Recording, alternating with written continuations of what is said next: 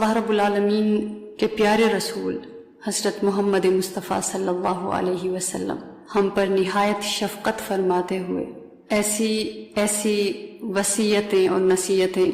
فرما گئے ہیں کہ اگر انسان صحیح معنوں میں ان کو سمجھے، عمل میں لائے تو کبھی کسی کے دروازے پر نہ جائے۔ اور ساتھ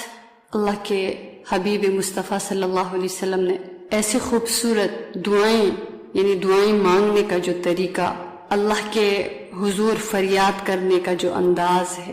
کیا مانگنا ہے کیا نہیں مانگنا، وہ ہمیں سکھا گئے ہیں۔ تو اگر ان میں سے ایک دعا ہے جو کہ عموماً اس دعا کو ہم وضو کے بعد پڑھتے ہیں، اللہم جعلنی من التوابین وجعلنی من المتطہرین، بہت خوبصورت دعا ہے، سبحان اللہ، کہ ایک ایسی دعا ہے کہ اس کا ایک ایک لفظ اگر ہم کھولنا چاہیں تو بہت کچھ حکمت کی باتیں نکل سکتی ہیں، لیکن یہ ہے کہ یاد دہانی ہم ایک دوسرے کو کراتے ہیں نا اصل میں، کہ کئی دفعہ ایک ایسی بات ہمیں بھول جاتی ہیں، اگرچہ وہ بات کسی لاشعور میں ہوتی ہے، لیکن کئی دفعہ وقتی طور پہ وہ بات ہمیں بھول جاتی ہے، لیکن کوئی یاد دلائے تو ہم بہت خوش ہو جاتے اور اس کے اوپر عمل کرتے ہیں۔ تو بالکل اسی طرح اگر دیکھا جائے تو الحمدللہ وضو تو ہر مسلمان کرتا ہے نماز کے لیے، تو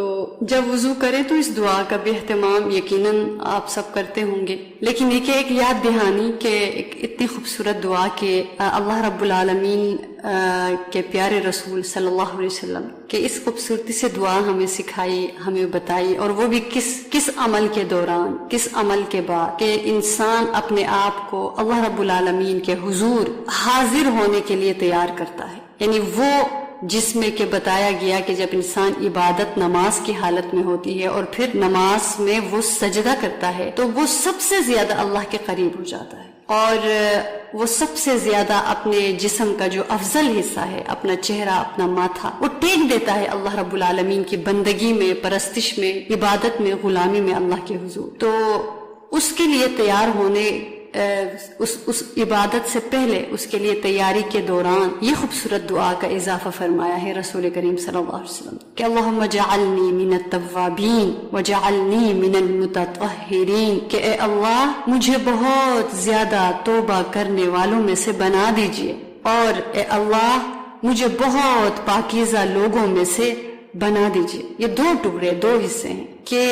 ایک تو ہے کہ توبہ کرنے والے ہو، کہ عام توبہ کرنے والا، اور ایک ہے بہت توبہ کرنے والے، ایک بہت زیادہ توبہ کرنے والے۔ تو اللہ تعالیٰ کے پیارے رسول کی حکمت دیکھیے کہ فرمائے کہ میری امت کے بیٹوں اور بیٹیوں، جب توبہ کرو تو بہت زیادہ کرو، بار بار کرو، ہر بار کرو، جب تک زندگی ہے توبہ کرتے رہو۔ توابین، کہ بہت زیادہ توبہ کرنے والے اللہ کو پسند ہے، کیونکہ توبہ انسان اپنی غلطی پر کرتا ہے، اور جب توبہ کرتا ہے شرمسار ہوتا ہے تو کرتا ہے، اور یہ شرمساری جس کے اندر ندامت ہو، تو جب ندامت آتی ہے عاجزی آتی ہے، کیونکہ جب انسان کے قصور کھل جاتے ہیں نا، وہ بندہ شرمندہ ہو جاتا ہے، اور جو شرمندہ بندہ ہے اس کے اندر عاجزی ہوتی ہے، جب وہ اپنے گناہ کا، اپنی غلطی کا،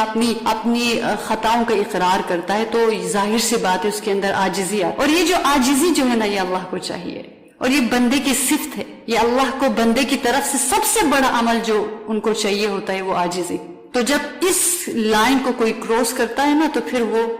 دھکے کھاتا ہے، کہ عاجزی بہت بڑی صفت ہے، اس کو اگر ہم پکڑ لیں، اپنی زندگی کا حصہ بنائیں تو پھر کیا ہی بات۔ تو عاجزی، توابین کے اندر عاجزی ہوتی ہے، اور جب عاجزی ہو تو بندہ جس کیفیت کے ساتھ توبہ کرتا ہے وہ کوئی دوسرا بندہ نہیں کر سکتا۔ توبہ کرتا ہی وہ ہے جو عاجزی والا ہو۔ تو فرمایا یا اللہ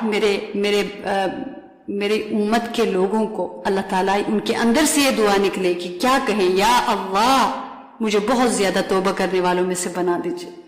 اور پھر دوسرا ہے کہ اللہ مجھے بہت زیادہ پاکیزہ لوگوں میں سے بنا دیجئے۔ تو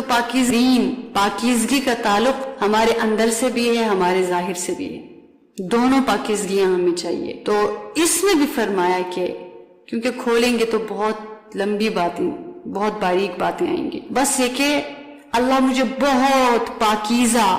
لوگوں میں سے بنا دیجئے، کہ پاکیزگی مسلسل اختیار کروں،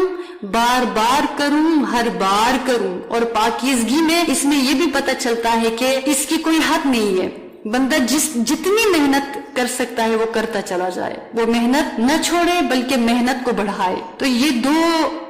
دعا کے ٹکڑے ہیں کہ توابین، متطہرین. اور یہ دو صفات بہت خوبصورت، اللہ کو پسند، اللہ کے رسول صلی اللہ علیہ وسلم کو پسند. ان کو جو بندہ اپنائے گا، ان کو جب طلب بنا کر، مقصود بنا کر اور ایک اپنی خواہش بنا کر اللہ سے مانگے گا تو وہ بہت خوش نصیب بندہ ہوگا. اور جو یہ مانگے گا، اللہ کیونکہ چاہتے ہیں کہ میرے بندے یہ مانگے، اور رسول اللہ صلی اللہ علیہ وسلم چاہتے ہیں کہ میری امت یہ مانگے، تو اس کا مطلب ہے کہ قبولیت ہے. تو یہ دعا کی اجازت مل گئی ہے. اور یہ دعا کا جو ایک طریقہ، ایک پروٹوکول سکھایا گیا کہ اس طرح سے مانگنا ہے، تو اس کا مطلب ہے ملنا بڑا ہے، تو اس لیے مانگنا بھی بہت کے ساتھ ہے. جب بہت کے ساتھ مانگیں گے نا تو اللہ تعالیٰ کی بہت رحمتیں متوجہ ہو جائیں گی. تو اس لیے وہ بھی نماز کے وضو کے دوران. اس سے یہ بھی پتہ چلتا ہے کہ